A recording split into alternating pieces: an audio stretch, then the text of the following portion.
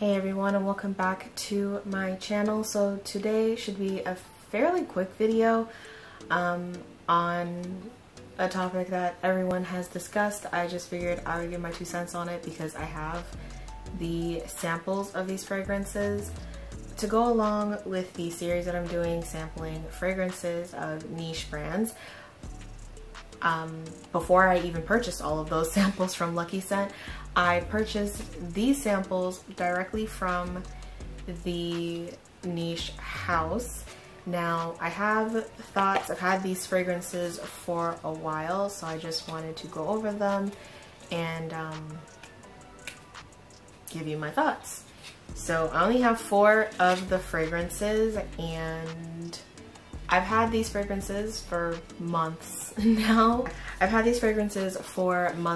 had some time to play with them, get to know them, figure out if I like them or not. So without further ado, let's jump in. So come on, give me love. I'ma show you how to move with my body. Come hit me with your touch and make me wanna say. So I don't know why I'm beating around the bush as if you can't see in the title what we're talking about today, but it's the house of, or Maison Francis Kurkdijan Paris. Now, yes, everybody knows Baccarat Rouge 540, and now everybody's on Baccarat Rouge 540, the extrait. I don't have the extrait.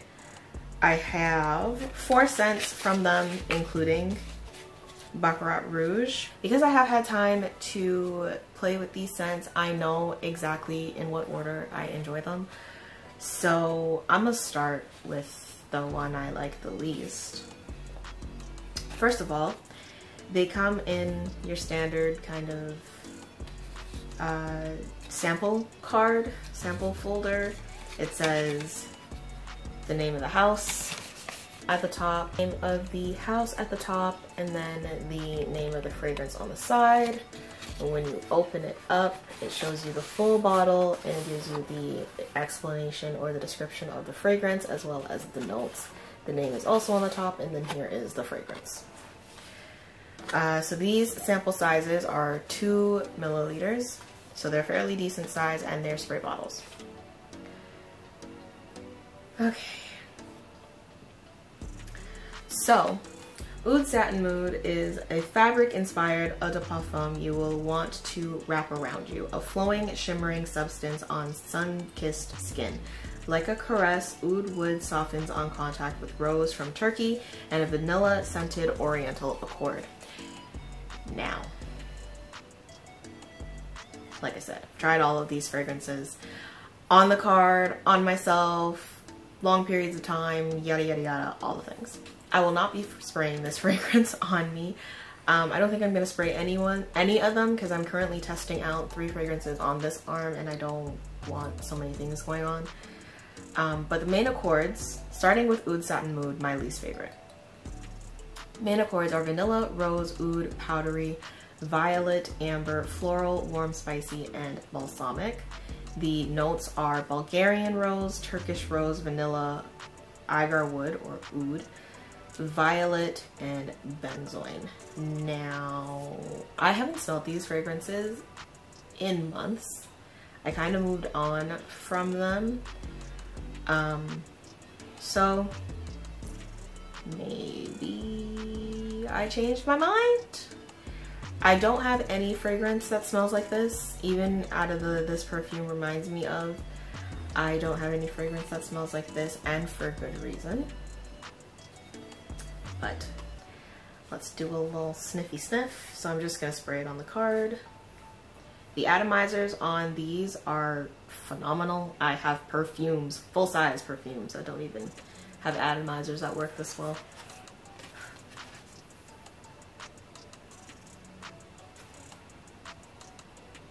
So on the initial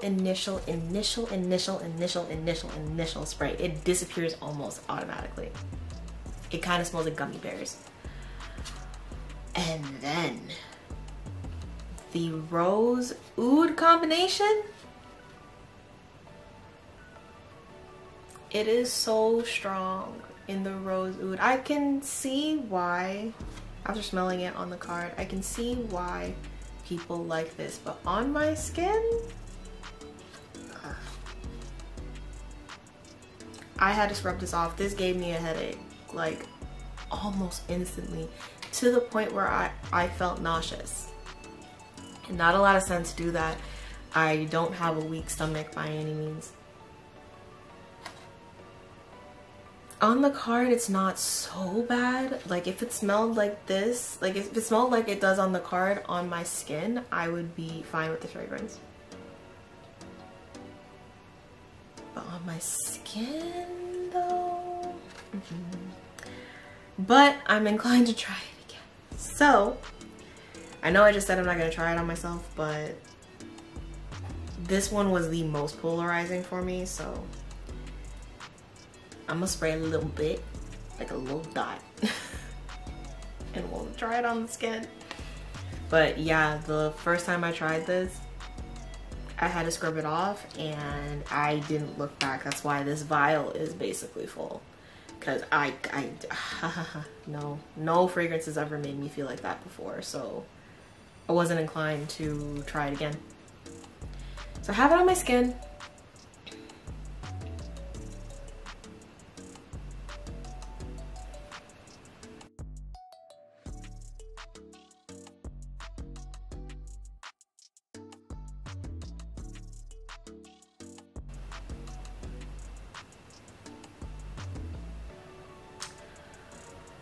Okay, I take back things that I said about it.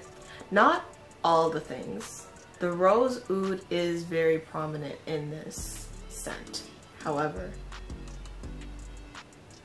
after leaving it for some time, it has really smoothed out and it's not as beast mode.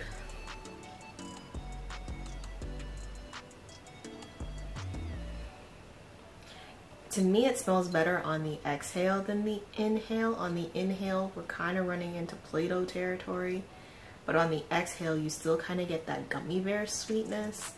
This is reminding me of, L'Extase from Nina Ricci, but with more rose oud, which would explain why people say it smells or it reminds them of L'Extase Rose Absolute. So now that I'm smelling it, not hating this, because I said that I don't have anything in the "this reminds me of" section for good reason. That's because ever since I smelled the smell the first time, I warded off anything that was considered a dupe for Oud Satin Mood. So that includes L'Extase Rose Absolute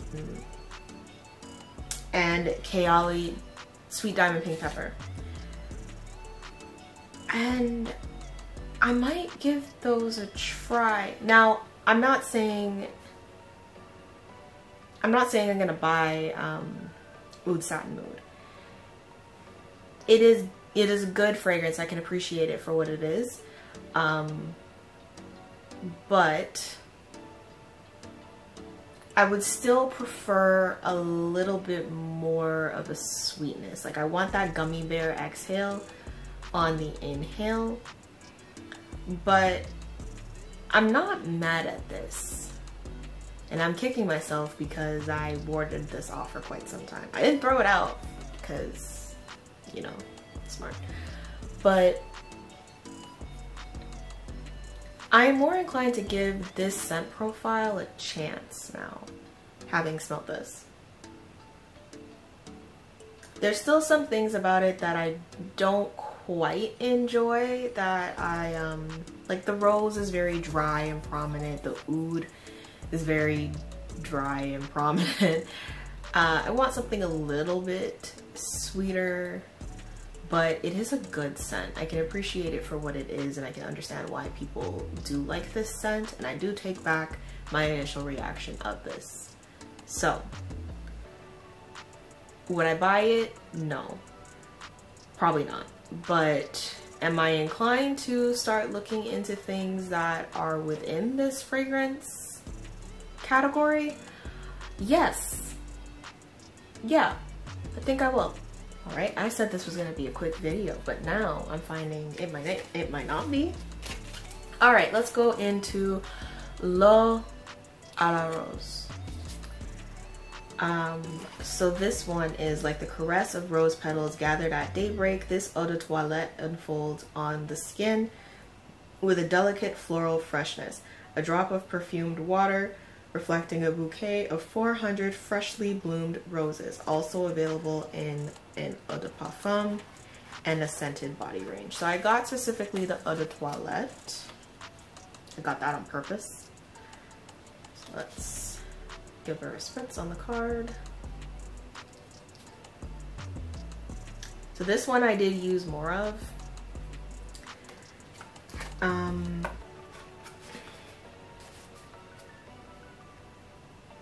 This one is a completely different rose. The main accords are rose, floral, fresh, fruity, musky, powdery, tropical, violet, aquatic. Top notes are lychee and pear. Middle notes are damask rose, grass rose, peony, and violet. And the base notes are musk. Now, again, I don't have anything that this perfume reminds people of. Parfums de Marly, Delina is on this, probably because of the lychee. Now, I like how this smells.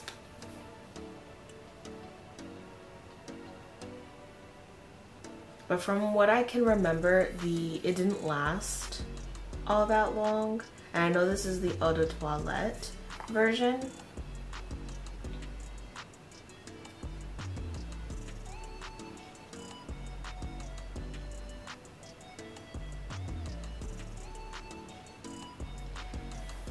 Okay, yeah, it doesn't last all that long. It has a nice soapy sweetness to it.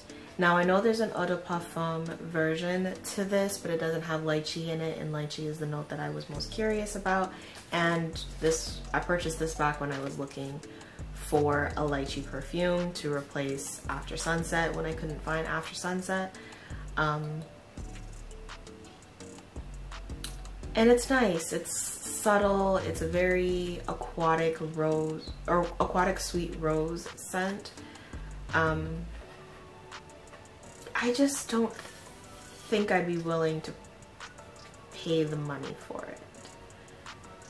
Don't get me wrong, it's nice. It's very well done. But I have quite a few fragrances in the lychee rose family, and I don't think that I would thusly pick this up more than the other ones. This is, however, a very nice aquatic version of that scent, which has me intrigued, but if it lasted longer, I would be more inclined to purchase it. So that is where I stand on that. My issue is that it doesn't last that long. But I do like the scent, so there is possibility that I would purchase it. But as of right now, it's not a necessity. Let's go into the infamous Baccarat Rouge 540. Now everybody knows what this smells like. This is a graphic and highly condensed signature. This eau de parfum lays on the skin like an amber, floral, and woody breeze.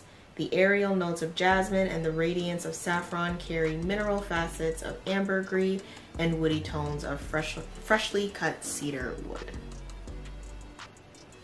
I'm gonna quickly go through the main chorus because I know y'all know what this smells like.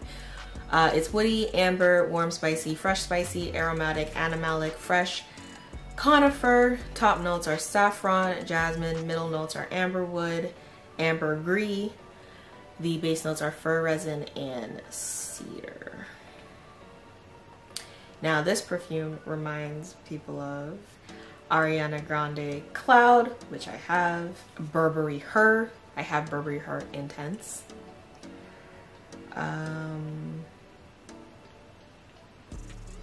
Okay, so that's everything in this perfume reminds me of section that I own. So, I know y'all know what this smells like. Give her a spray.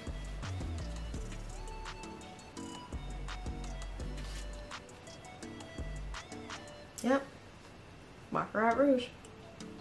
I like the scent, okay? I really like the scent. Not enough to wear it every day. Not enough for me to want to swap out my whole collection for it. However, I have Ariana Grande Cloud, and I prefer Cloud because of the coconut note in it. Love that.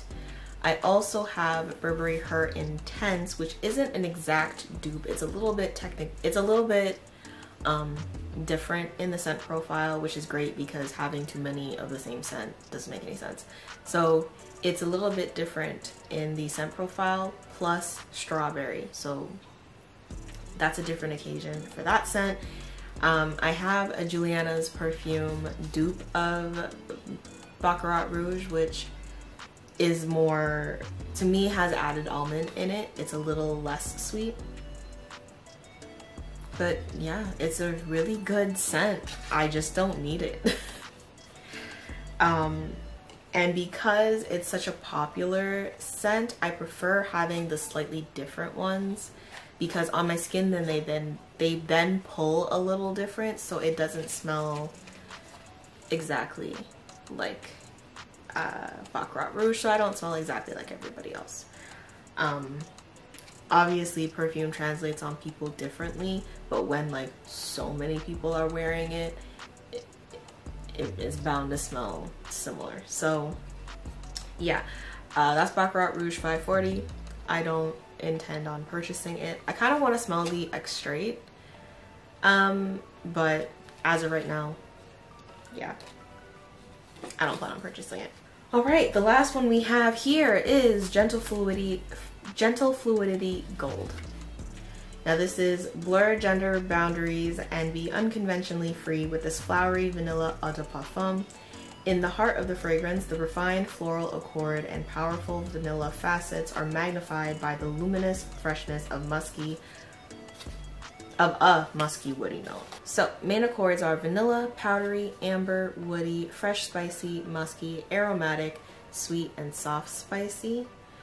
The fragrance notes are vanilla, amber, musk, woodsy notes, juniper berries, nutmeg, and coriander. And in terms of fragrances that this smells like, I don't have any that it reminds me of. Now,